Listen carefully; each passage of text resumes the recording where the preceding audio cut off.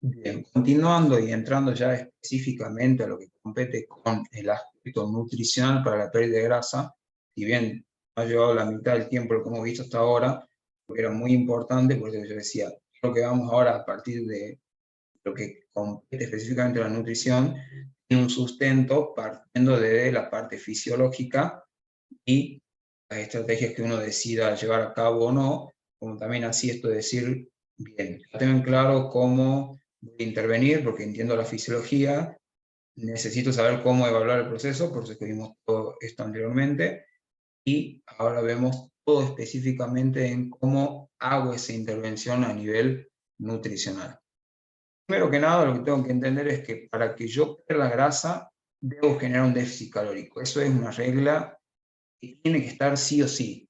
No es lo más importante desde el punto de vista de decir solamente a un déficit calórico y ya está, pero es la base de un tratamiento para perder grasa. Entonces, cuando hablamos de déficit calórico, hablamos de llevar ese balance energético que se define como la interacción entre lo que ingresa de energía, que es lo que yo aporto a partir de los nutrientes energéticos, que son los hidratos de carbono, las proteínas, los lípidos y el alcohol, que también genera calorías, frente a lo que gasto. Que gasto en el día, dado por los componentes del gasto energético, que son el metabolismo basal, que es la energía que yo utilizo para mantener las funciones vitales del organismo. Es decir, que si yo, por más que no haga nada, esté todo el día acostado en una cama, necesito una determinada cantidad de energía para que todos los órganos y sistemas estén funcionando correctamente. El segundo componente es el efecto termogénico o el efecto térmico de los alimentos, que hace referencia a toda la energía que demanda el proceso de digestión, absorción y metabolización de los nutrientes. Esto le demanda energía al cuerpo y que también la cuantificamos cuando hablamos del gasto energético.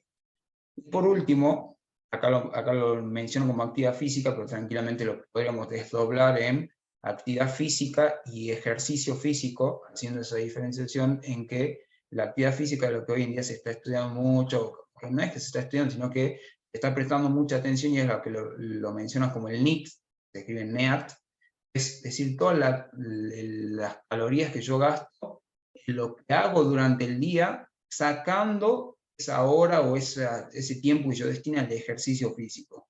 Quiere decir esto, que muchas veces decimos, sí, yo entreno todos los días, voy a gimnasio todos los días 1 hora y media. Sí, pero después las otras 22 horas y media estoy sentado en una oficina o durmiendo. Entonces, ¿qué es lo que pasa? Soy una persona que entrena, pero que el resto del día soy muy sedentario. Entonces, se está haciendo mucho énfasis en la actividad física porque es importante que la persona, más allá de que entrene, el resto del día se mantenga muy activa. Entonces, camino, voy, subo, bajo una escalera, me movilizo en bici, me movilizo las escaleras en vez del ascensor.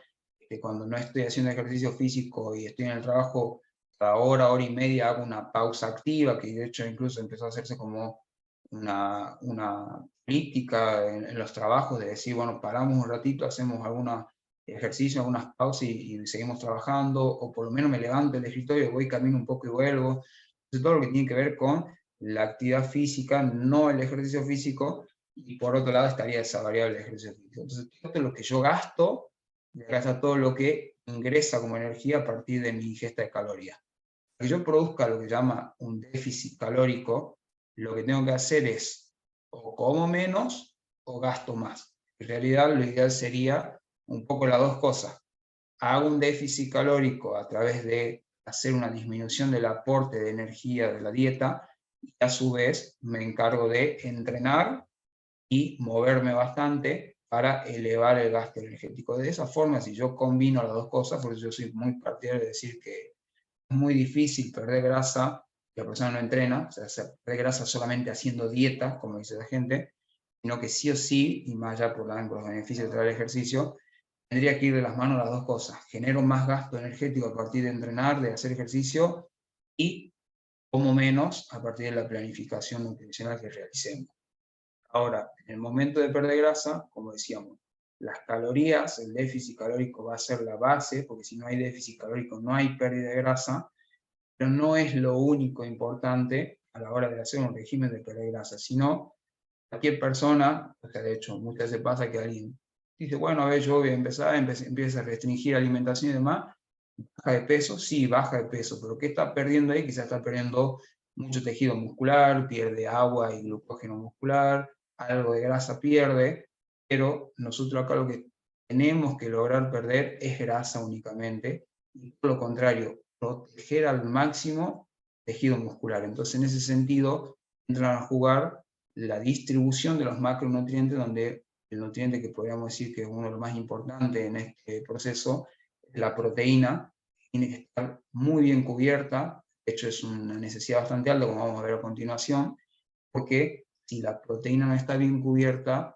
voy a favorecer a la degradación de las proteínas miofibrilares, es decir, voy a perder tejido muscular en el afán de yo querer bajar de grasa. Entonces, la distribución de las proteínas, y por otro lado, después, ¿qué hago con los otros dos macronutrientes? Con las grasas o los hidratos de carbono. Hago una restricción de las grasas o restringo más hidratos de carbono o un poco de las dos. Esto lo vamos a ver un poquito, porque siempre está esta disputa de es mejor bajar las grasas o bajar los hidratos de carbono. Los micronutrientes también son importantes, si bien no lo vamos a hacer mucho énfasis ahora porque se nos alargaría mucho y nos importan más quizás los nutrientes energéticos. Ten en cuenta que ante un déficit calórico, a veces los nutrientes, los micros, esos que se aportan en pequeñas cantidades, que son las vitaminas y los minerales, se ven disminuidos por la menor ingesta de alimento y que puedo correr peligro de entrar en algún tipo de déficit. Entonces, hay que evaluar si en algunos casos hay que suplementar o no, si el déficit va a ser durante mucho tiempo, quizás puedo suplementar con micronutrientes, y si no, si con las calorías que yo estoy aportando para hacer un déficit puedo cubrir los micronutrientes, hacerlo, y que esto básicamente está dado más que nada por la variedad de la dieta, la variedad de la alimentación. Por eso no hay que ser, digamos, monótono en cuanto a la alimentación, es decir, los días como exactamente lo mismo y saco grupos de alimentos, sino que sea lo más variado posible, porque en la variedad está en la riqueza de sobre todo los micronutrientes. El timing de nutrientes y de comidas, es decir, la hora, la frecuencia de comidas, cuánta hago, cuánto tiempo no. Dentro de ello vamos a hablar un poco del protocolo de ayunos y en qué sirve o cómo lo puedo aplicar al ayuno intermitente, y la suplementación, que sería como la última variable a considerar si es que hay algo que realmente me pueda servir para favorecer el proceso de pérdida de grasa. Y muchas veces, siempre decimos en el ámbito de nutrición deportiva, el deportista suele invertir esta pirámide y pone como base los suplementos. Entonces ya está buscando a ver qué suplemento puedo usar para perder grasa, hago ayuno, no hago ayuno y demás, y en realidad partamos de la base de realmente generar el déficit calórico, dar la cantidad suficiente de proteínas en la dieta, distribuir las comidas de la forma más adecuada para que la persona no le agarre atracones de hambre, por ejemplo. ¿Sí? Entonces, eso es lo más importante y lo que hay que priorizar a la hora de armar el régimen de alimentación. Para hacer un déficit calórico, obviamente primero tengo que conocer cuántas calorías gasta un sujeto. Entonces, lo que tenemos que saber es que para lograr una pérdida de grasa, este es un número que obviamente después en la práctica va variando mucho y que no es lineal, no es que siempre va a ocurrir. Se habla de que una restricción de 3.500 calorías a la semana me va a dar como descensos 0,5 kilos de grasa. Es decir, si yo logro restringir 3.500 calorías a la semana, voy a estar perdiendo medio kilo de grasa a la semana.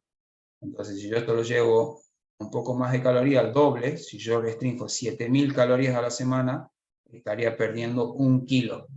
Por eso es que muchas veces en los regímenes de pérdida de grasa hablamos de que lo esperado de pérdida de grasa mensuales pueden oscilar entre los 2 a 4 kilos.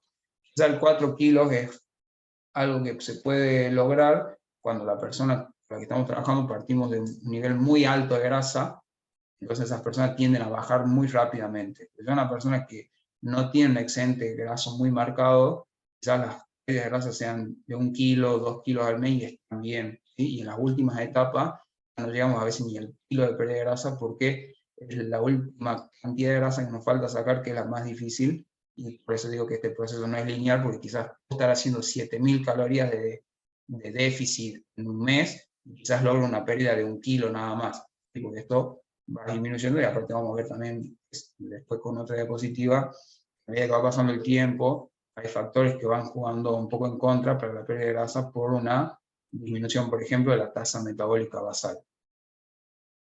es lo que hacemos cuando buscamos una restricción de calorías, es decir, por ejemplo, tengo una persona que yo le calculo gasto energético y me da que su gasto de energía es de 2.300 calorías. Entonces yo decido hacer una reducción de 500 calorías por día, porque si yo restringo 500 calorías por día, a la semana voy a estar restringiendo 3.500. Entonces perdería en teoría medio kilo de grasa. Entonces yo a esta persona que gasta 2.300, de lunes a domingo le restringo 500 calorías todos los días. Entonces voy a tener un promedio de 1.800 calorías semanales, un déficit de 500 calorías y por ende tendría que ver medio kilo menos por semana. Esto es la forma o la estrategia lineal que se utiliza en déficit calórico.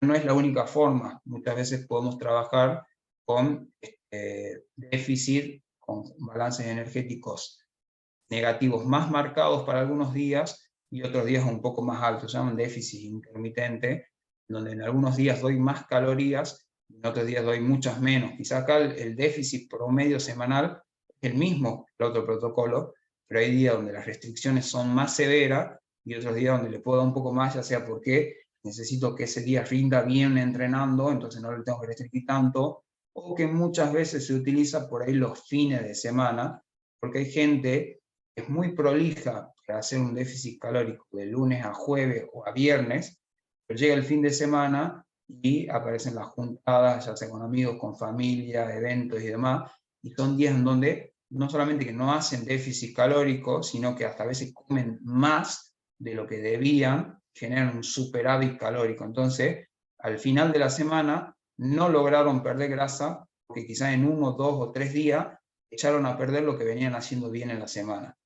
Entonces, ante esta situación, muchas veces lo que hacemos es quizás de lunes a viernes o jueves, hacerle un déficit bien marcado, y sábado y domingo, para que son los días donde comen un poco más, darle un poco más de calorías, porque yo sé que va a comer más, y aún así seguir logrando un déficit calórico, ¿sí? Este es como se llama una restricción intermitente de calorías.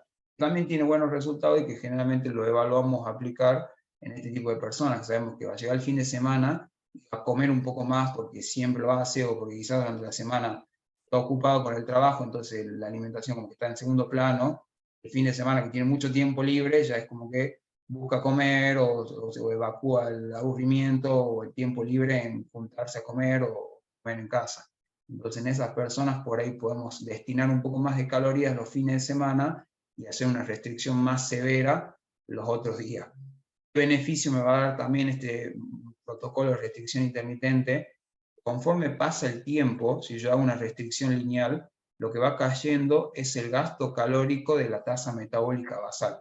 Recién decíamos que uno de los componentes del gasto energético, la tasa metabólica basal, que son las calorías que yo necesito para mantener las funciones vitales.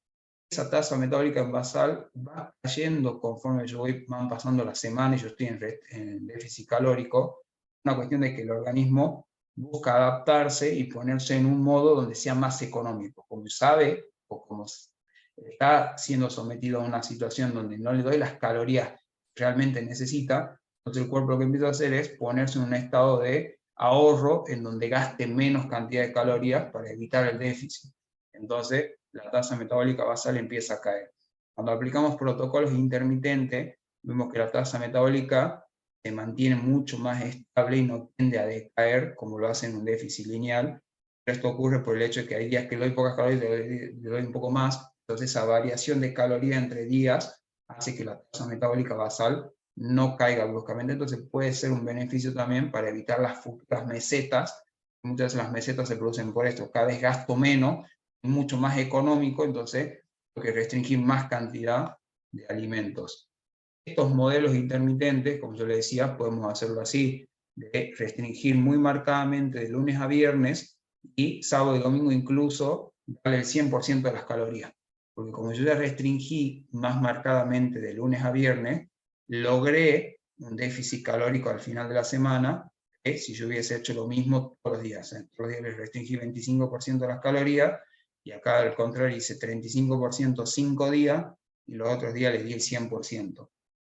Este modelo tiene no solamente el beneficio de lentecer esa caída de la tasa metabólica en el reposo, sino que cuando se ven los estudios ve que también tienen muy buenos resultados, o sea, también funciona para perder grasa, e incluso pueden lograr hasta mejores resultados frente a un protocolo de restricción lineal. También tiene como otros beneficios, aumenta la leptina y la hormona tiroidea, evitando esa ralentización del metabolismo y la caída de la tasa metabólica basal. Reduce el efecto rebote al terminar la dieta, contrarresta parcialmente los impactos hormonales de la dieta, aumentando la testosterona y la T3, que son hormonas también anabólicas proteicas, entonces están buenas que estén aumentadas para evitar la pérdida del tejido muscular. Rellena la reserva de glucógeno, dando más energía para entrenar y minimizando la pérdida muscular. Quiere decir que por ahí, cuando yo estoy con un déficit lineal, como estoy restringiendo hidratos de carbono o grasas también, el glucógeno del músculo se va agotando conforme voy entrenando. Entonces, cuando hago un protocolo de este tipo, quizás de lunes a viernes, agoté mi glucógeno muscular, pero como el sábado y el domingo como un poco más, vuelvo a cargar el glucógeno y puedo empezar de nuevo la semana con energía para entrenar. Activa el sistema nervioso central simpático, que se reduce también con la falta de energía, y esto de usarlo como un escape o esa comida trampa, es decir, yo de lunes a viernes soy súper prolijo, hago las cosas bien estrictas y quizás el sábado y el domingo tengo permitido comer un poquito más, obviamente controlando las calorías, pero comer un poquito más o darme algún gusto, y eso me motiva a decir, bueno, listo, ya me di el gusto, ahora el lunes nuevamente empiezo muy prolijo de lunes a viernes, y así lo voy haciendo semana a semana, y muchas veces funciona muy bien y yo lo suelo aplicar, si bien uso más déficit lineal, lo aplico a este modelo de protocolo en aquellas personas que yo sé que llega el fin de semana y salen. Les gusta salir todos los fines de semana, entonces por ende toman alcohol, o comen, a veces salen, comen algo antes de salir, entonces como que yo sé que sábado y domingo, un día donde la ingesta calórica va a ser más alta, posiblemente no hagamos déficit, entonces como que hay que hacer el déficit más marcado en la semana, y quizá el fin de semana sabré que no lograré hacer el déficit calórico. ¿Cómo calculo yo ese requerimiento energético para hacer la restricción calórica? Puedo hacerlo. Esto de todas formas lo voy a explicar muy rápido, porque yo le dejo en la bibliografía una cartilla donde está paso por paso, donde yo puedo hacerlo, practicar y saber cómo hacer las fórmulas. Una de las más comúnmente utilizadas es la fórmula rápida, donde yo multiplico el número 22 por los kilos de peso corporal del sujeto. Si peso 70, multiplico 22 por 70. Al resultado que yo obtení, lo multiplico por un factor de actividad. Entonces, en base al autor de Health, en el libro de las pirámides de Health, que yo voy a ver acá según el nivel de actividad que tenga, referido a esto, si estoy el día quieto o si me muevo mucho, y el número de días que entreno. Entonces, si soy una persona que entreno quizás los 6 días, pero no hago nada, soy muy sedentario, entraré en 1,3. Y quizás si entreno 3 días y soy muy sedentario, usaré 1,3. Si soy sedentario pero entreno 6 días, quizás 1,6. Así para cada uno de ellos. Entonces, el valor que yo obtuve acá lo multiplico por un factor de actividad, y al resultado obtenido yo tengo que hacer la restricción de calorías, restringir entre 500 a 1000 calorías. Quiere decir que no puedes restringir 700, 800, 900, eso ya lo elijo yo. Pero sabes que si yo restringo 500, al fin de la semana tendré 3500 calorías, lo que sería medio kilo menos, y restringo 1000, tendría 7000 calorías al final de la semana, lo que sería una reducción teórica de 1 kilo menos por semana. Entonces, más o menos me muevo en ese rango de calorías. Hay otra fórmula que es la de Harris y Benedict, que si bien no fue creada más que nada para el contexto clínico, anda bastante bien, es bastante precisa, cuando la comparo, por ejemplo, con un método mucho más objetivo como es la calorimetría. Entonces, acá yo tengo una fórmula tanto para hombres como para mujeres, uso la que corresponde, voy a cargar el peso en kilos, la talla en centímetros y la edad del sujeto en años. Una vez que yo calculo todo esto, lo que voy a obtener es la tasa metabólica en reposo, o esa tasa metabólica basal que hablábamos anteriormente. A ese valor lo que hago es multiplicarlo por un factor de actividad, y acá me dice, según lo que yo haga en el día o cuántas veces entrene a la semana, me corresponderá un factor de actividad. Entonces el resultado que yo obtuve de esta fórmula lo multiplico por uno de estos según me corresponda. El tercer paso es agregarle un 6 al 10% del efecto térmico de los alimentos, que es esa energía que gasto en todo el proceso de digestión, absorción y metabolización de los nutrientes. Este es el resultado que me dio el total, hago la restricción de calorías de 500 a 1000 por día según cuánto yo quiera hacer. Esto también tiene mucho que ver según el gasto de la persona. Si yo por ahí tengo una mujer, yo le hago todo el cálculo calórico y gasta 2000 calorías al día, y prefiero hacer una restricción de 500 y manejarme con un régimen de 1500 calorías, no restringirle 1000 y tener que hacer una dieta de 1000 calorías. 1000 calorías es muy poco. De hecho, ya con menos de 1500 calorías, por lo general, es muy difícil cubrir las proteínas y que esas proteínas no se utilicen como energía. Entonces, las personas con regímenes por debajo de 1500 calorías pueden perder masa muscular. Entonces, yo por lo menos no trabajo regímenes de por debajo de 1500 calorías. De diferentes, por ejemplo, si tengo una persona que como hace mucho ejercicio, pero un hombre que encima tiene un peso corporal alto y demás, gasta 3000 al día, tranquilamente le puedes restringir 1000, haces un régimen de 2000 calorías, que es una dieta bastante variada y que le da margen para ponerle bastante cantidad de alimento. Después hay otras fórmulas, que esta sí es la que yo creo que la lean bien en la bibliografía, está bien explicada paso por paso, porque es un poco engorrosa, pero la fórmula de Cunningham tiene, a diferencia de otras fórmulas, me pide utilizar lo que se llama la masa libre de grasa. Es decir, que yo para usar esta fórmula, obviamente tengo que tener una antropometría o una bioimpedancia a la persona para conocer el valor de la masa libre de grasa, que sería aquellos kilogramos que no corresponden a la grasa. Entonces, como yo le descuento la grasa que obtuve del porcentaje de grasa, y con todo el resto del peso, con ese voy a trabajar. Entonces hago 500 más 22 por la masa libre de grasa. Ahí yo lo que voy a obtener es la tasa metabólica en reposo, y acá en el segundo paso lo que me habla es de sumar lo que llama el GAF y el SAF. El GAF es un factor de actividad física general, esto que decíamos, ¿qué hace la persona durante el día cuando no está entrenando? Si es una persona más bien sedentaria, si es muy activa. Este, como tiene dos factores nada más de actividad, yo le diría que casi todos somos 1.3, y 1.6 solamente lo reservaría una persona que está todo el día en movimiento.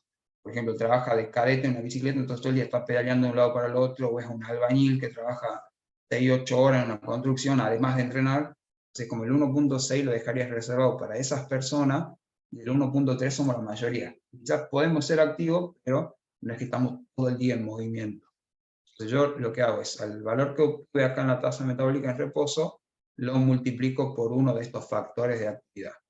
Voy a obtener un resultado.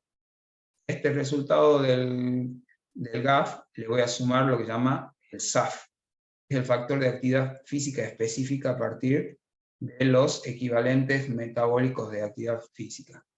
¿Sí? Les dejo ahí una página, todo, donde ustedes pueden buscar, según el ejercicio que yo haga, un equivalente metabólico de trabajo. Es decir, si yo corro, por ejemplo, esto es running, hay un promedio que me dice que correr tiene un MET de 8. Entonces yo multiplico mi peso corporal por el MET, es decir, 8 por 70, por ejemplo, y este valor que me dé acá es lo que yo gasto de calorías por una hora de ejercicio.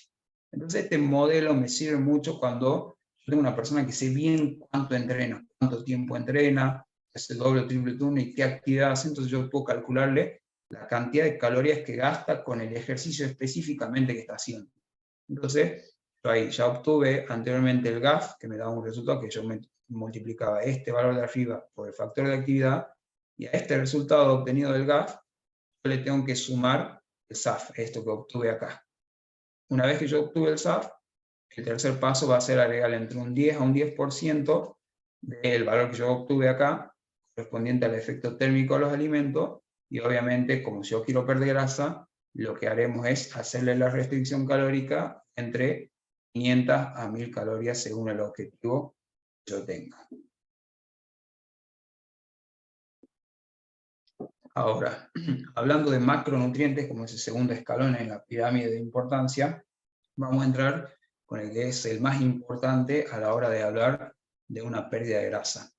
Las proteínas, cuando hablamos de población en general, ¿qué nos recomiendan generalmente? Que el consumo proteico debe ser entre 0,8 a 1,2 gramos por kilogramos día. Cuando hablamos de gramos kilogramos día, significa que yo tengo que multiplicar 0,8 o 1,2 por el peso corporal de la persona. Esos gramos que yo obtenga van a ser lo que tiene que comer por día. Por ejemplo, yo pongo 1 gramo kilogramo día, 1 por 70, 70 gramos de proteína que tiene que comer por día. Este 0,8, la bibliografía me marca que sería la cantidad mínima necesaria para garantizar el turnover proteico, esas proteínas que están constantemente en recambio. Ahora, cuando yo tengo una persona que hace algún tipo de deporte, esa cantidad de proteínas necesarias aumenta porque ha aumentado lo que es la ruptura fibrilar del tejido muscular y por tanto hay un mayor recambio, necesito más cantidad de proteínas para la síntesis y renovación del tejido muscular. Por lo tanto, nosotros tenemos algunas bibliografías que nos marcan que en personas sedentarias, que mueven más o menos entre 0,8 a 1,2, ejercicio de resistencia aeróbica o endurance, que sería fondo, ciclismo, pruebas combinadas, la necesitan un poco más, entre 1,2 a 1,6, ejercicios de fuerza entre 1,6 a 1,8, un autor plantea hasta 2 gramos kilogramos día, y que cuando necesito perder grasa vemos que incluso las necesidades proteicas son mucho más altas que cualquiera de los otros, incluso siempre hablamos que para perder grasa necesito más proteína que para hacer hipertrofia muscular. Y esto está dado porque cuando hay un déficit calórico, es decir, estoy comiendo menos calorías de las que gasto, estoy inclinando la balanza hacia el predominio de la degradación o del catabolismo frente al anabolismo. Entonces, como predomina la degradación o el catabolismo, puede estar cayendo en una zona ideal para degradar tejido muscular. Entonces, para evitar que esto pase, lo que tengo que hacer es dar mucha proteína para asegurarme que la proteína que yo dé la dieta pueda cumplir su función tisular, renovando y resintetizando el tejido que entrenó, y a su vez evitar que parte de las proteínas de mi tejido muscular sean utilizadas para formar energía. Entonces, ese es el motivo por el cual, uno de los motivos por el cual, para pérdida de grasa, las necesidades proteicas son bastante elevadas. Así que, si seguimos con el mismo ejemplo de 70 kilos, esta persona necesitará alrededor de 70 por 2, serían 140 gramos de proteína al día, y puede ser incluso un poco más, estaríamos hablando ya de 140, serían 170 quizás más o menos, entre 140 y 170 gramos de proteína al día, cuando está en una instancia de pérdida de grasa. Estas proteínas también pueden ser calculadas en base a la masa libre de grasa, usando rangos un poquito más altos, porque la masa libre de grasa sería todos aquellos kilos que no cuentan la grasa. Por ejemplo, esa persona de 70 kilos ya tiene 20 kilos de grasa, entonces su masa libre de grasa es 50 kilos. Entonces yo trabajo 50 por estos valores. Esto lo usamos mucho porque cuando tenemos una persona que tiene mucho tejido adiposo, por ejemplo, pesa 100 kilos, si yo le quiero hacer 2,5 gramos, kilogramos por su peso corporal, me va a dar que tiene que comer 250 gramos de proteína al día, que es muchísimo, una locura. Entonces yo en esas personas trabajo con la masa libre de grasa, entonces esa persona de 100 kilos, tiene 40 kilos de grasa, le saqué esos 40 kilos de grasa y me quedo con los 60 kilos de masa libre de grasa, y uso alguno de estos dos rangos. ¿Sí? Es otra forma de trabajar, sobre todo cuando la persona pesa mucho en balanza, porque si no voy a tener demasiadas proteínas, no es necesario dar tanto, es muy difícil, y en el afán de dar mucha proteína, me van a ir las calorías también. Entonces puedo usar la masa libre de grasa. Más allá de su función protectora de la masa muscular, los regímenes hiperproteicos presentan gran poder de saciedad.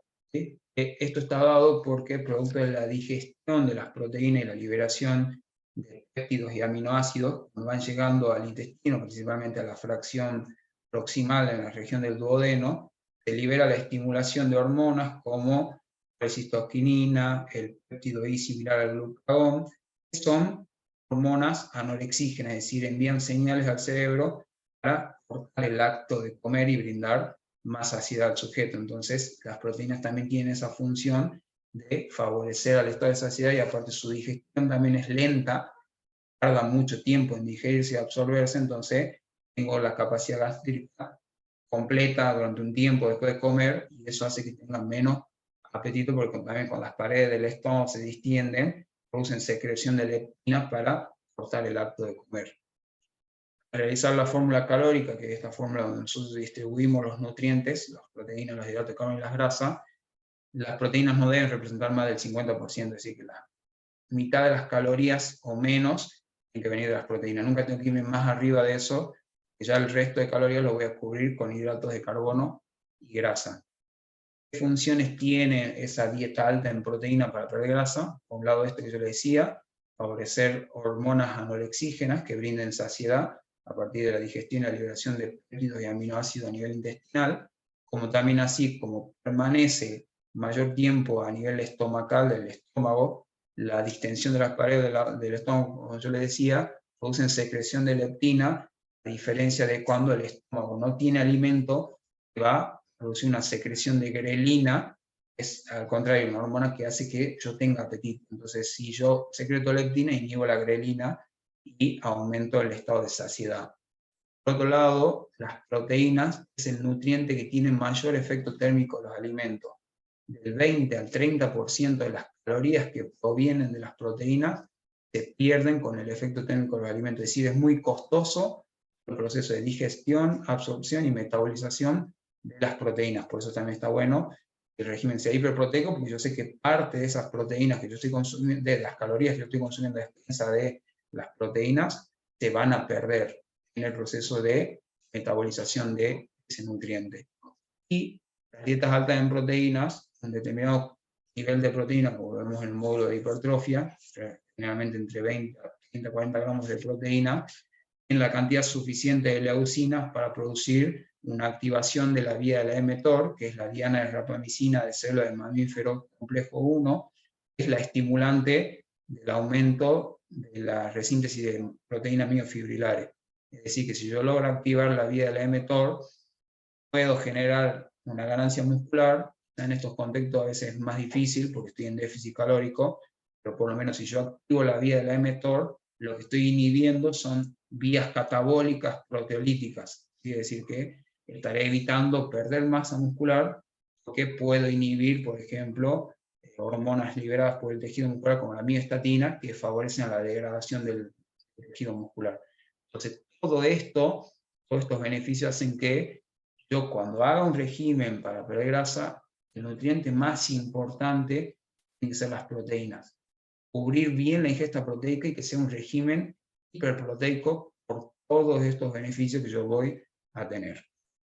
Ahora, cuando hablamos de hidratos de carbono y grasas, podemos decir, voy a hacer una restricción de hidratos de carbono o voy a hacer una restricción de las grasas a la hora de cubrir esas calorías que yo cuantifique con el cálculo del requerimiento y que le hice esa restricción de entre 500, 1000 calorías o un poco menos, un poco más.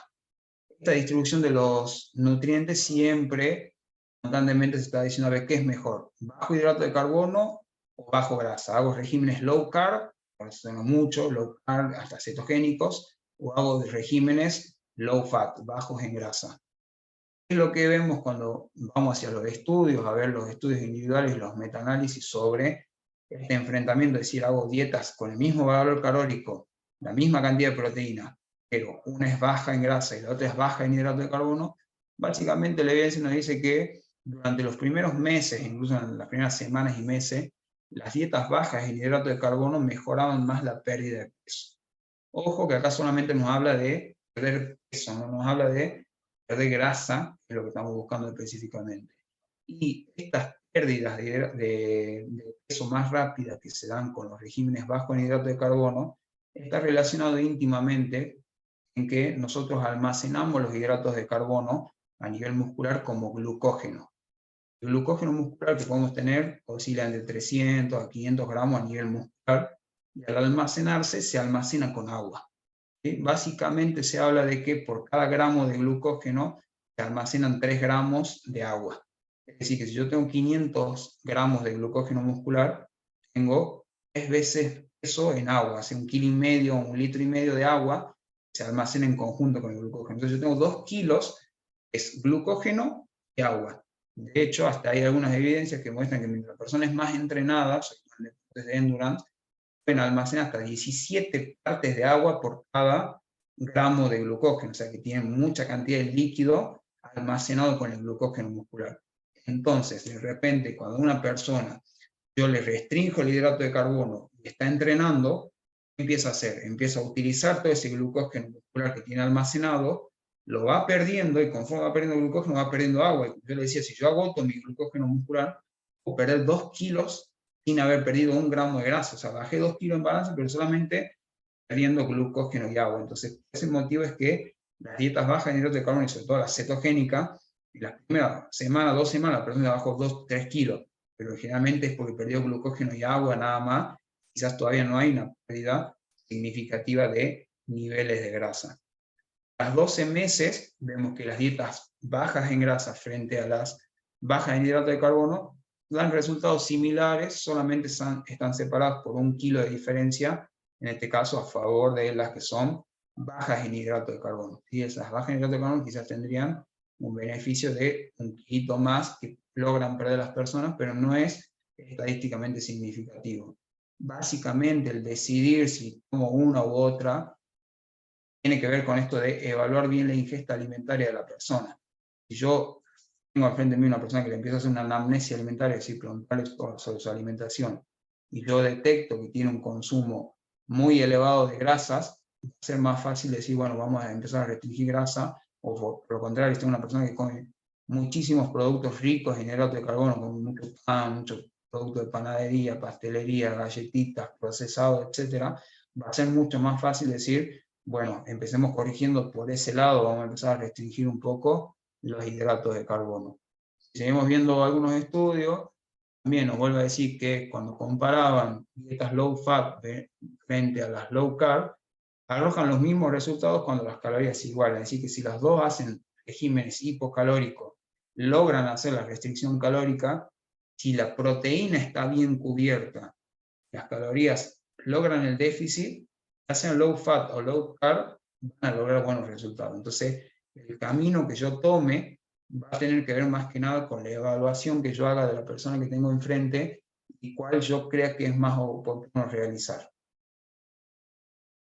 Cuando hablamos de tipo de dietas y de protocolos, esto lo puse porque, bueno, hoy en día estamos en el auge nuevamente de las dietas que surgen en redes sociales sobre todo, y que en realidad no son dietas nuevas, sino que tienen muchos años. De hecho, por ejemplo, dieta cetogénica, dieta baja en hidrato de carbono, dieta de la zona, etc. Son regímenes súper antiguos, podemos decirlo, pero que constantemente están emergiendo y se usan de moda de nuevo, o por ahí algún famoso, alguien utilizó esa dieta, entonces ya todo el mundo quiere hacer eso, ¿sí? Entonces vamos a hablar un poquito de este tipo de dietas y de protocolos. Cuando hablamos de protocolos, más que nada tiene que ver con, por ejemplo, el régimen de ayuno intermitente, que no es una dieta, sino es un tipo de protocolo de alimentación. Existen muchas estrategias a la hora de perder grasa, y que muchas se hacen populares porque yo decía, porque lo usó un famoso, porque lo usó tal persona, le dio resultados y demás. Generalmente siempre es lo mismo, son regímenes que suelen ser ricos en proteínas, pero que la diferencia está en si bajan los hidratos de carbono o optan por bajar más bien las grasas, ¿sí? Entonces yo acá veo, por ejemplo, diferentes tipos de dietas, como la dieta de Atkins, la cetogénica, la zona, la paleo, la mediterránea, que seguramente muchos de ellos les suenan los nombres. Tienen en común que la mayoría son ricas en proteínas, se tienen más o menos un 20% del valor calórico cubierto por las proteínas, y lo que varía más que nada es si cubro más calorías con grasas o si la hago más con hidratos de carbono. Vemos como, por ejemplo, la dieta cetogénica o de Atkins tiene muchísima cantidad de grasa y muy bajo nivel de hidratos de carbono, a diferencia de, por ejemplo, la dieta Ornish, donde es muy baja en grasa, pero tiene más cantidad de hidratos de carbono. Entonces, básicamente estos dos nutrientes son los que varían, los que yo tengo que cubrir muy bien en la proteína, por todo lo que veíamos anteriormente. Después ya elijo yo si voy por la restricción de los hidratos o de las grasas, pero esto que decíamos recién, al fin y al cabo, el tipo de régimen que yo elija, siempre que yo cree una restricción calórica y que cubra adecuadamente las proteínas, seguramente voy a lograr buenos resultados.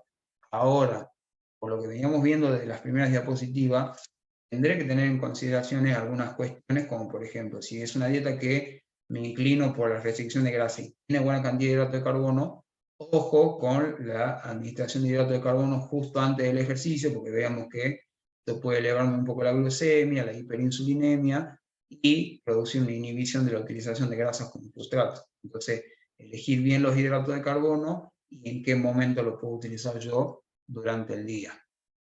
Cuando hablamos de restringir hidratos de carbono, hablamos, por ejemplo, de dietas que pueden ser bajas en hidratos de carbono o que son muy bajas en hidrato de carbono, que también se llaman cetogénicas.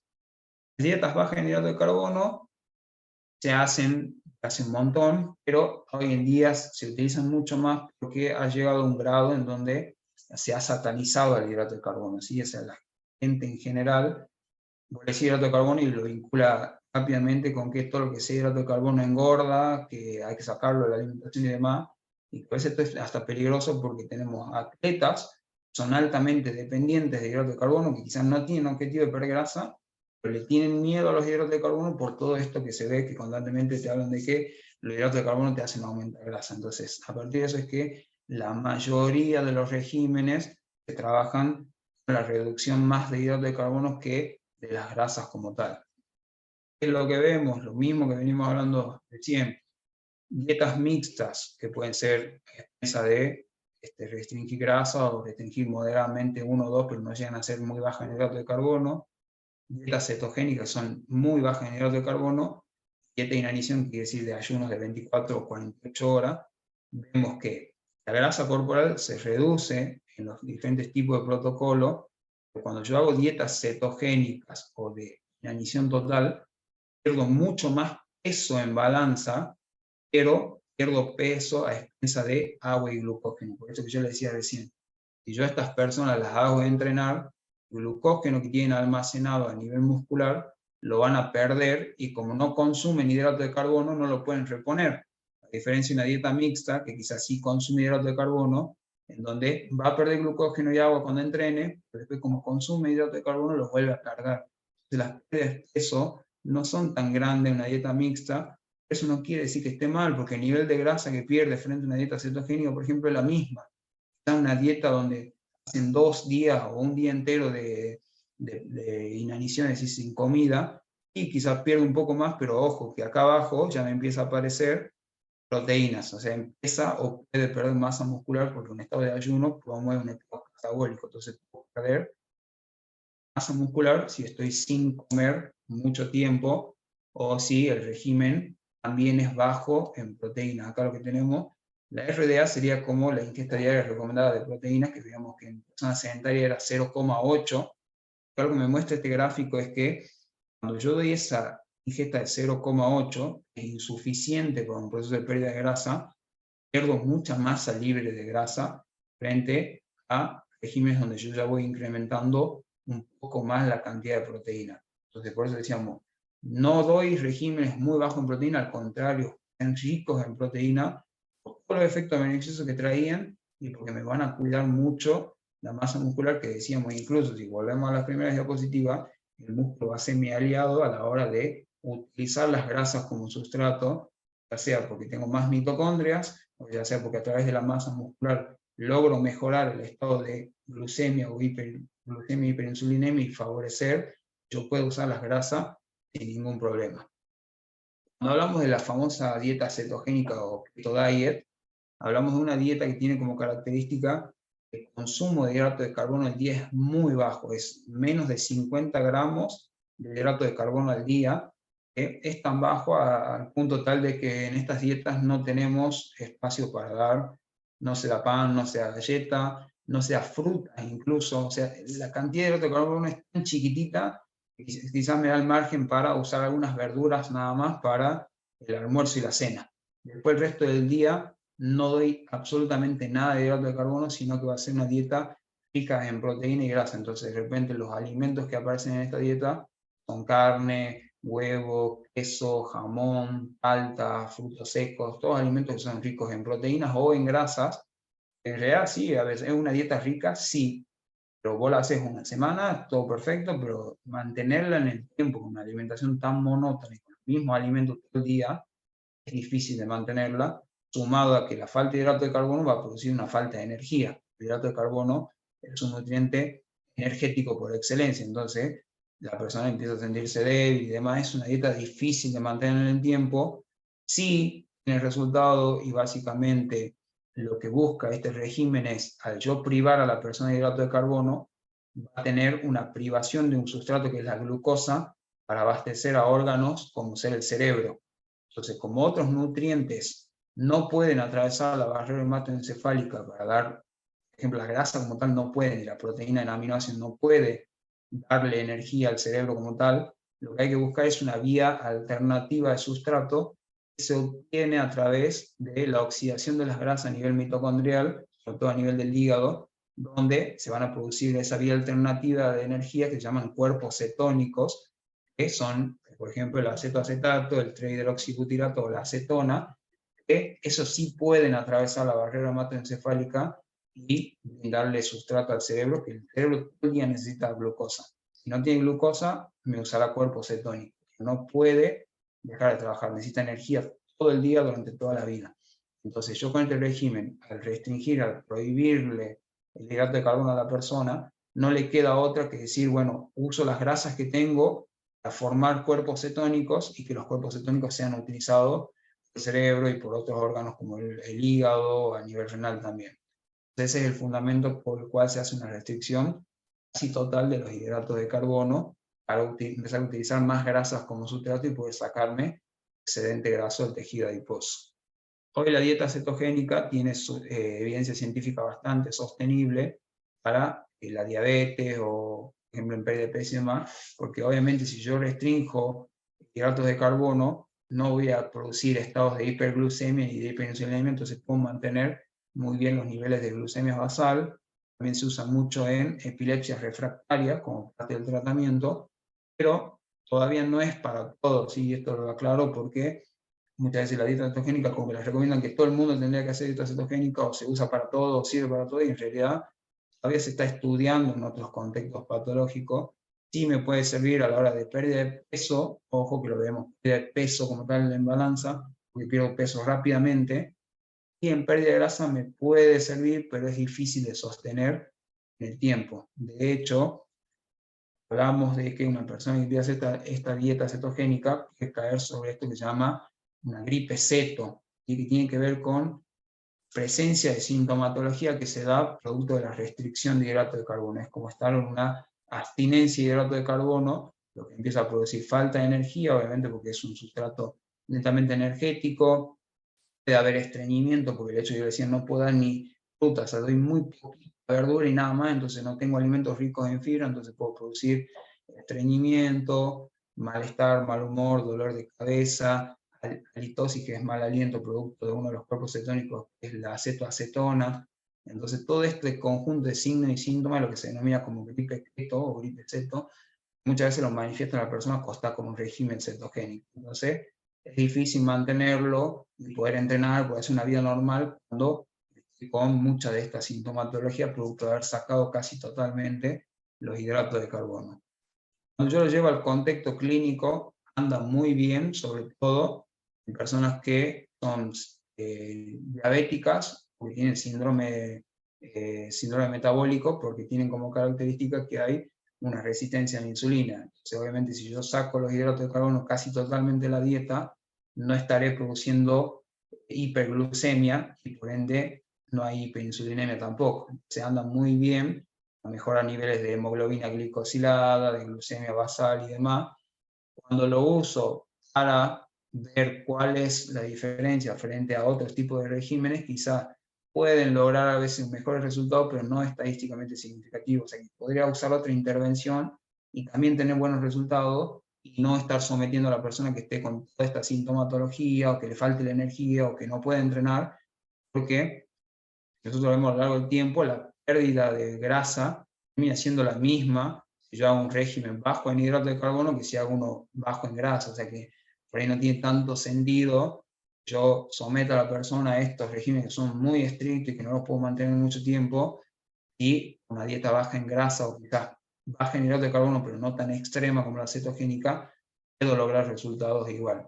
Como yo le decía, en un cuadro de diabetes mellitus, bien espectacular porque me va a mejorar la glucemia y los niveles de hemoglobina glicosilada a lo largo del tiempo. Entonces, muchas veces en diabetes descompensada o en debut diabético, usamos el régimen cetogénico como una forma de intervención, pero por ahí no lo vería práctico para usar a una persona que simplemente quiere sacarse un poco de grasa. Y sí, si lo llevamos esto al contexto deportivo, se usa mucho el régimen cetogénico en los deportes de categoría de peso, que como yo le decía, si yo restringo hidrato de carbono y le hago entrenar a la persona, la hago perder peso rápidamente porque pierde glucógeno y agua. Entonces, las personas que tienen que cortar peso para dar la categoría en deportes de combate, se lo somete generalmente la semana previa al pesaje a dieta cetogénica, porque así yo le saco glucógeno y agua, y sumado eso a una deshidratación que suelen hacer previo al pesaje, dan el pesaje así, y al otro día ya están así de nuevo, porque al otro día vuelven, después que se bajan de la balanza, vuelven a reintroducir los hidratos de carbono, agua y demás, entonces suben de peso nuevo. Esto es lo que le pasa a la persona que está con dieta cetogénica, que está bajando de peso, y después el día que dejó la dieta cetogénica empieza a comer hidrato de carbono de nuevo y sube de peso. Pero sube de peso, va a subir 2-3 kilos, y vuelve a subir el glucógeno y agua que antes no lo tenía porque lo había depletado y ahora sí lo tiene. ¿Sí? Entonces esta es una estrategia que es muy buena, no queremos hacer cortes de peso para dar la categoría, creo que es porque yo ahí necesito perder peso, necesito perder grasa. A la hora de perder grasas me puede servir, pero tengo que saber también que el día que vuelva a introducir los hidratos de carbono, voy a subir de peso de nuevo. Ojo cuando queremos hacer perder grasa a una persona que entrena, que quizás quiere seguir teniendo su buen rendimiento. Porque, por ejemplo, si yo pongo a una persona que hace marcha, que hace fondo, que hace ciclismo, a un régimen cetogénico, estos deportes son altamente demandantes de hidratos de carbono. Entonces le estoy restringiendo una de sus fuentes de excelencia de entrenar, que es el hidrato de carbono. Entonces creo que se ve, por ejemplo, en un régimen, en un estudio que se hace con deportistas de marcha. Tenemos acá dieta alta en hidrato de carbono, dieta periodizada en hidrato de carbono y dieta muy baja en hidrato de carbono. Esta es la primera barra que se hace, digamos, un test de una carrera, y la segunda barra sería después de haberse sido sometido a una de estas dietas. Entonces vemos cómo las dietas altas en hidrato de carbono mejoran su tiempo, porque si hacen menos tiempo es porque mejoran su rendimiento. Las dietas periodizadas en hidrato de carbono también, periodizado significa que alterno momentos, después lo vamos a ver un poquito, de momentos donde hay baja disponibilidad de hidrato de carbono con otros momentos con muy alta disponibilidad de hidrato de carbono. Ahí también mejoran el rendimiento, lo hacen en mayor medida con dietas ricas en hidrato de carbono, y cuando hago una dieta baja en hidrato de carbono, empeoran el rendimiento. ¿Sí? Entonces, cuando yo tenga personas que si bien quieren sacarse grasa, pero quieren tratar de mantener al máximo su rendimiento, nunca opten por un régimen cetogénico donde la privación es casi total de los hidratos de carbono, porque en este tipo de deportes demando, necesito glucógeno muscular, y si no lo como, no lo tengo y no me queda otra. Que veíamos cuando veíamos sistema energético. Si yo quiero oxidar grasa, que voy a tener que bajar la intensidad. Y si yo bajo la intensidad en un deporte de este tipo, pierdo rendimiento. Entonces, tengo que bajar la intensidad porque no tengo glucógeno para usar, no puedo hacer glucólisis, entonces tengo que oxidar grasa, y para hacer la oxidación de grasa tengo que bajar sí o sí la intensidad del ejercicio. Esto lo plantea Galancho Reina, me gustó las dos imágenes, por eso siempre las pongo. Dice, vivimos en un mundo donde la gente sedentaria e inactiva consume carbohidratos y azúcares por encima de sus posibilidades energéticas, pero los deportistas y gente altamente activa los teme pensando que le hará engordar y empeorar su salud cuando no tiene por qué ser así. Esto tiene vínculo con lo que yo decía recién, es común encontrar deportistas que tienen temor a los hidratos de carbono y son muy importantes para su rendimiento deportivo. Entonces, a veces las restricciones de hidratos de carbono están buenas hacerlas, pero con regímenes como el que vamos a ver a continuación, es un bajo en hidrato de carbono, pero que no llega a ser extremo como los cetogénicos. Y tampoco tengamos el concepto de que los hidratos de carbono son malos. Es decir, si los hidratos de carbono por sí solos fuesen dañinos para el ser humano, no emplearíamos tanto esfuerzo en producir glucosa a partir de otros sustratos, que lo que llamamos gluconeogénesis, cuando hay limitación en su ingesta, ni tendríamos almacenes de glucógeno. Digo esto porque hay gente que habla de que el hidrato de carbono es el peor mal del mundo, que la glucosa está mal, no hace mal. Y digo, y acá en realidad Ismael dice, si tan malo sea el hidrato de carbono, ¿por qué constantemente estamos buscando generar hidrato de carbono, tener un almacén de hidratos de carbono que es el glucógeno y demás? Y no es así, ¿sí? O sea, no satanicemos a los hidratos de carbono, y tengamos en cuenta que podemos hacer estrategias de restringir hidratos de carbono, pero por ahí yo la dieta cetogénica lo dejaría reservado para casos más específicos. Y trabajaría más con un régimen low carb o bajo en hidrato de carbono. Si bien hoy en día no está muy bien definido qué es hidrato de carbono, yo más o menos me movería en este rango. Es decir, por debajo de los 130, 120 gramos de hidrato de carbono por día. Es muy distinto a la cetogénica, que decíamos que eran menos de 50. Acá yo tengo más margen de usar hidrato de carbono, entonces puedo usar frutas, puedo usar verduras, puedo tener una porción de alguna legumbre, alguna galleta o pan, pero controlando siempre la calidad de la alimentación, y el darle hidrato de carbono a la persona que está entrenando para perder grasa va a hacer que pueda tener energía para entrenar. Aparte, si le voy a hacer entrenar fuerza o protocolos de alta intensidad que veíamos hace varias diapositivas atrás, eran más bien glucolíticos en la ejecución del ejercicio, pero después venía la utilización de la grasa, es necesario que coma algo de hidrato de carbono, sino cómo va a soportar el entrenamiento de alta intensidad si no tiene glucógeno para hacer glucólisis. Entonces, estos regímenes por ahí son los más aptos porque restringo un poco de calorías a partir de bajar el hidrato de carbono, pero no lo dejo en el extremo como los regímenes keto o cetogénicos. Es lo que lo plantean como hipótesis para hacer un régimen bajo en hidrato de carbono, que básicamente si yo logro reducir los picos de insulinemia, mejoraría la utilización de grasa como sustrato. Por eso que veíamos recién que yo decía, si hay hiperglucemia o hiperinsulinemia, por ejemplo, inhibo la CPT1. Entonces, el ácido graso no puede oxidarse en el interior de la mitocondria. Si yo doy un régimen, los niveles de hidrato de carbono son más bajos, evito que haya esos cuadros de hiperinsulinemia y favorezco el ambiente para que la CPT1 no se inhiba y yo pueda meter los ácidos grasos al interior de la mitocondria y oxidarse. Y aparte, si la insulina está muy elevada constantemente, la insulina, por un lado, es anabólica proteica, que está bueno eso, que estimula la ganancia de masa muscular, pero por otro lado es antilipolítica, es decir, esto que decíamos, inhibe la utilización de la grasa, y es prolipogénica, está estimulada en gran medida, puede favorecer a la acumulación de grasa a nivel del tejido adiposo. Entonces, son regímenes que proponen que no es que la insulina sea la mala, pero evitar estar con niveles de hiperinsulinemia constantemente, ¿sí? Y que también al disminuir los hidratos de carbono, yo daré más proteína y más grasas, y tanto las proteínas, por lo que yo explicaba recién, como las grasas, el mayor poder de saciedad. Entonces la persona no va a sentir tanto hambre a lo largo del día y podrá comer un poco menos. Para ir terminando, vamos a hablar de algo que hoy en día está bastante de moda, que tiene que ver con un protocolo de alimentación que se denomina ayuno intermitente. El ayuno intermitente básicamente es restringir la ingesta de alimentos, ¿sí? Es estirar el ayuno a horas, cantidad de horas del día en donde no hay ingesta de alimentos, ¿sí? Puede ser desde 12 horas hasta 48 horas. Hay varios protocolos, por ejemplo, desde el más chiquitito, que es un 12-12, así que hay 12 horas donde no como y 12 horas donde sí como, hasta algunos más marcados, como por ejemplo un 22-2, solamente tengo 2 horas para comer, o hay protocolos de inanición completa de 24 o 48 horas, porque son más peligrosos porque estados tan largos de ayuno promueven el catabolismo y es muy probable que pueda perder masa muscular en esos días de inanición total.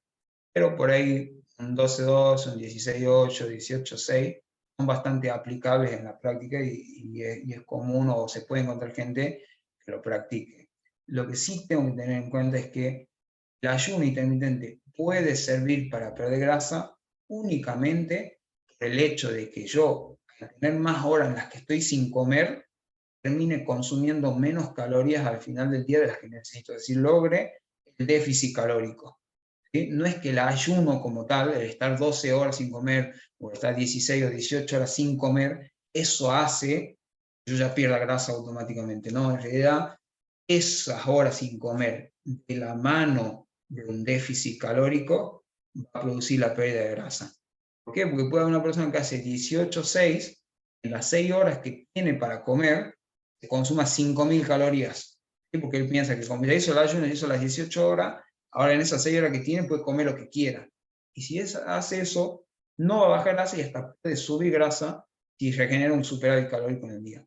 Entonces, lo que sí es real es que si yo tengo 18 horas sin comer y después me quedan 6 para comer, es probable que en esas 6 horas que yo tengo, que haciendo incluso una comida bastante grande, no llegue a cubrir las 2.000 calorías que yo tengo que cubrir ese día, por tanto genera un déficit calórico. Entonces, los regímenes de ayuno intermitente, los protocolos de ayuno intermitente, funcionan cuando hay un déficit calórico. Si no hay un déficit calórico, no tiene sentido alguno que haga ayuno pensando que con eso solamente yo ya voy a bajar grasa corporal. ¿Qué posible efecto trae como benéfico? O sea, no solamente la pérdida de grasa, sino hay otros que se han reportado como mejora la sensibilidad a la insulina o el control glucémico en diabético, que eso está bastante bueno, y que está bueno, por ejemplo, poner a una persona con síndrome metabólico diabético en ayuno por lo menos de 12-12, porque son 12 horas donde no va a estar comiendo, por tanto no va a estar elevando glucemia, y sabemos que tienen resistencia a la insulina, entonces, si elevan glucemia, elevan insulina, la insulina no se une correctamente a su receptor, entonces perpetúa el estado de hiperglucemia. Entonces sí es un protocolo que al darle muchas horas de ayuno, esas horas por lo menos la persona no va a estar haciendo hiperglucemia ni hiperinsulinemia. Entonces sí es un buen protocolo para usarlo en estos casos. Reduce el estrés oxidativo o el envejecimiento, está muy vinculado a uno de los efectos que más se ha estudiado, vinculado al ayuno, se llama autofagia, un proceso catabólico donde las propias células se encargan de sacar todo aquello, degradar todo aquello que está alterado, ¿sí? Organelas que, por ejemplo, pueden presentar algún daño, alguna estructura, o incluso noxas como virus o bacterias que captan y eliminarla. Entonces, ese daño, esa autofagia favorece a prevenir el envejecimiento celular y la propia muerte celular también. Entonces, está muy vinculado a la disminución del envejecimiento y el estrés oxidativo. De hecho, esas culturas que tienen el hábito del ayuno tienen mayor longevidad también por eso. De hecho, la autofagia tiene un premio Nobel de medicina por el descubrimiento de ese proceso de la autofagia, pero ojo, no solamente el ayuno promueve la autofagia, sino que también el propio ejercicio físico también promueve ese proceso de autofagia. ¿Sí? Entonces, no solamente debería vincular que todos los efectos favorables de la autofagia se dan con solamente hacer ayuno, sino que el ejercicio también, por ejemplo, puede producir autofagia. Lo que empezamos a ver producto de esa autofagia que se da con el ayuno y con el ejercicio, me permite neogénesis de células beta, es decir, que por una persona que tiene resistencia a la insulina o una diabetes tipo 2, donde ha perdido células beta, que son las secretoras de insulina, pueden empezar a regenerar células pancreáticas y por lo tanto pueden mejorar su cuadro de diabetes o hiperinsulinemia en el caso de no haber llegado todavía a una diabetes. Y está bueno porque empieza a haber más evidencia sobre el tema, por eso yo le digo, quizás a un diabético, una resistencia a insulina, un síndrome metabólico, está bueno el protocolo de ayuno intermitente y combinarlo con un régimen bajo en hidrato de carbono. Yo decía, el ayuno intermitente no es una dieta. Dieta puede ser low carb, low fat y demás. Se combina una dieta baja en hidrato de carbono, no cetogénica, sino debajo de 120, 130 gramos de hidrato de carbono, combinarlo con un protocolo de ayuno intermitente es una muy buena idea para un diabético o una persona con mucho sobrepeso, obesidad, que busca perder grasa, que quiere mejorar su salud, quiere mejorar su estética corporal también. Por ahí en un deportista no tendría tanto sentido aplicar un ayuno intermitente, y con menos razón si justo va a entrenar en el periodo donde no está comiendo, porque quizás pueda reducir su rendimiento por falta de provisión de nutrientes, sobre todo de hidratos de carbono, y también, bueno, hay efectos de ese autofagia y, como yo le decía, con la disminución del envejecimiento cerebral y disminución de enfermedades neurológicas. Ahora, este ayuno, cuando lo evaluamos a lo largo de la evidencia científica, nos termina diciendo que el ayuno intermitente no es superior a una restricción lineal, o sea, sin ayuno, a perder grasa. Es decir, que si yo quiero hacer el ayuno, tomarlo como una intervención, está buena, si yo veo que realmente me va a servir, pero si no, no es que si yo no hago ayuno no voy a lograr resultados. El ayuno depende de la persona. Hay gente que es muy candidata a hacer ayuno intermitente, por ejemplo, cuando vienen y te dicen, la mañana no desayuno, yo me levanto, me voy al trabajo y hago mi vida, y capaz recién vuelvo y como el almuerzo, mi primera comida del día. Cuando esa persona hace un ayuno, y si uno le estructura bien los horarios, lo puedes tener 12, 16 horas sin comer, y te sienta bien. Lo que sí tenés que cuidar es que en las otras comidas que haga, distribuirle bien la proteína y que logre la restricción calórica final del día para que pierda tejido adiposo. Ahora, que una persona que no desayuna, es importante evaluar el contexto y ver si lo puedo mantener en ayuna, lo hago desayunar o le cambio la alimentación. Y esto lo explico porque por ahí muchas veces se dice que el desayuno es la comida más importante del día y hay personas que realmente están acostumbradas a no desayunar. Yo a esa persona que no desayuna, yo le agrego un desayuno, lo puedo estar haciendo comer más calorías involuntariamente. Entonces, cuando hay personas que generalmente no desayunan, yo le puedo aplicar tranquilamente un protocolo de ayuno intermitente y decir, bueno, vamos hasta el almuerzo, arrancamos el día de ingesta en el almuerzo, almorcemos, merienda, una cena temprano, ceno tipo 8, 9, y ya de ahí no como nada hasta el otro día a las 1, 2 de la tarde. Eso sería un buen protocolo de ayuno, y como solamente tengo 3 comidas, le puedo hacer 3 comidas grandecitas, y aún yo así mantener el déficit calórico. Ahora, ojo, porque cuando hablamos de gente ya más entrenada que busca rendimiento, se ve que la omisión del desayuno puede reducir el rendimiento, sobre todo en ejercicios de resistencia. Entonces, guarda, porque si por ahí tengo una persona que solamente entrena así recreativo, en el gimnasio, con una horita, quizás lo puedo tener en una silla, en deportistas que buscan mejorar su rendimiento, es preferible hacer el ayuno a expensa de sacarle la última comida del día, en vez de hacer lo que no desayunen, hacer lo que no cenen. Esto, ojo, que también hay gente, que es muy común, yo lo veo mucho en el consultorio, se han formado o tienen el hábito de no cenar. Entonces, la última comida es la merienda.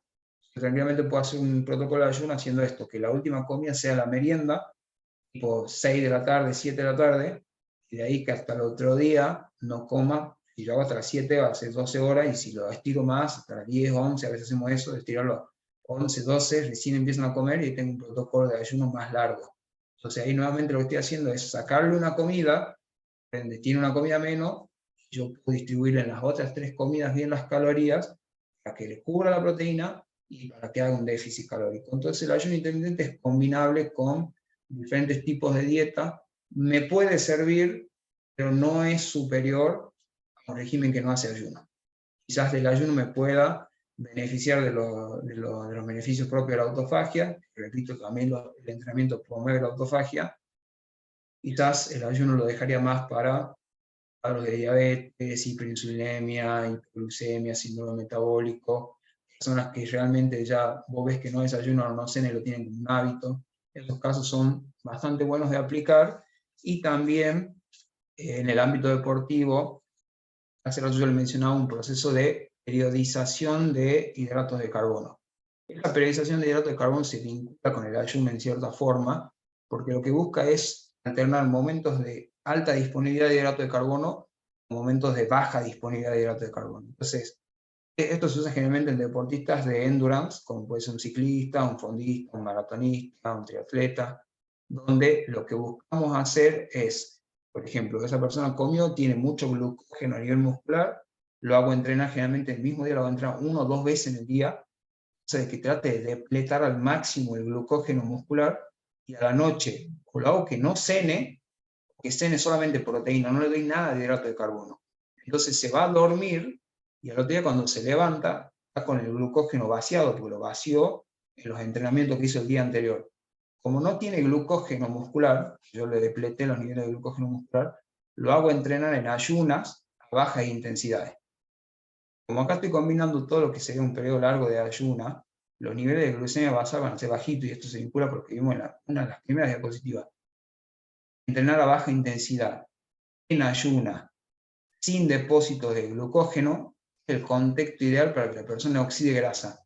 Y no solamente oxida grasa este deportista que está preparado para oxidar grasa, sino que por una estimulación de la vía de la PGC1 alfa, estimula la biogénesis mitocondrial, es decir, aumenta el número de mitocondrias, como también así la angiogénesis, que es la apertura de nuevos canales vasculares, por tanto, mayor irrigación del músculo que está trabajando. Este protocolo está reservado para personas entrenadas que hacen un tipo de deporte este. ¿Por qué? Porque si yo logro que genere más mitocondrias y haga más angiogénesis, va a ser una persona que tiene mayor capacidad para oxidar grasa. Y en estos deportes, como decíamos en el maratón, en el ciclismo y demás, es importante que la persona tenga gran capacidad para usar grasa como sustrato. Incluso se hacen muy efectivos ellos para seguir usando grasa, a pesar de que la intensidad sea relativamente alta. ¿Sí? Entonces el protocolo de periodización de hidrato de carbono se llama le suelen decir entrenar bajo y competir alto. ¿Por qué? Porque hay días en las semanas, que esto generalmente se hace 1 o 2 veces a la semana, no es que todos los días se hace, entrena con baja disponibilidad de hidrato de carbono, un trabajo de baja intensidad. Obviamente el día que va a competir, compite con los depósitos repletos de glucógeno muscular. Lo que logra de esa forma, como yo le decía, que aún entrenando, aún compitiendo a alta intensidad, usa glucógeno, que a su vez también tiene la capacidad, porque tiene muchas mitocondrias, de usar grasa como sustrato. Si él usa grasa como sustrato, por ejemplo, un maratonista, ¿qué va a pasar? Va a usar más grasa como sustrato, el glucógeno le va a durar más tiempo, entonces va a tener menos depresión glucogénica y más capacidad para rendir. De hecho, hay estudios que muestran una mejora en el resultado en los tiempos de carrera cuando hacen periodos de periodización de hidrato de carbono, donde combinan bajo hidrato de carbono en un momento del día con ayunos para entrenar en esa condición. Pero bueno, esto es como bastante rebuscado y que yo lo dejaría más reservado a personas que buscan rendimiento de este tipo de deporte, que se pueden beneficiar de quizás sacarse algo de grasa entrenando en esta condición y también de toda esta estimulación para aumentar la masa mitocondrial, el pool de mitocondrias y favorecer apertura de nuevos canales vasculares, que como decía, yo tengo más canales vasculares y mayor irrigación del músculo que está trabajando, mayor llegada de sustrato, mayor llegada de oxígeno y favorecer ese sistema que es netamente oxidativo, tanto de hidrato de carbono como de ácidos grasos.